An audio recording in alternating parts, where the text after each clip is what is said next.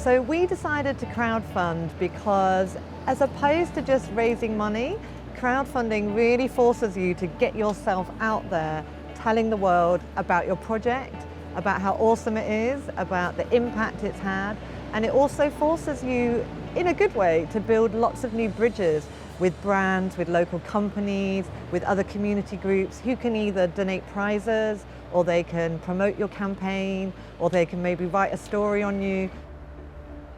We're a charity and community cookery school, and our whole mission is to get people to grow, cook and eat more plants. And our primary aim was to help people eat healthier, connect to their neighbours, improve mental health and start eating a diet that's better for the planet. People tell us that they've gone from being a type 2 diabetic to no longer needing insulin anymore, which is incredible. We've had people who were assigned to us because they're obese, being signed off that program entirely because their weight loss has been so successful.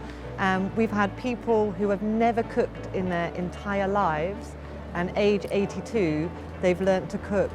In our cookery classes, you get a complete mix. So you might get a local fashion student and an architect and a GP learning to make bread with two guys from a homeless shelter. And that's what's really special, because more and more in society there's less places where people can come together on an equal footing despite their economic situation. So when you crowdfund, you not only get much needed money, but you get loads of fantastic kickback from it for years to come. It's just a great way to fundraise because it's so public facing, and it really forces you to hustle hard.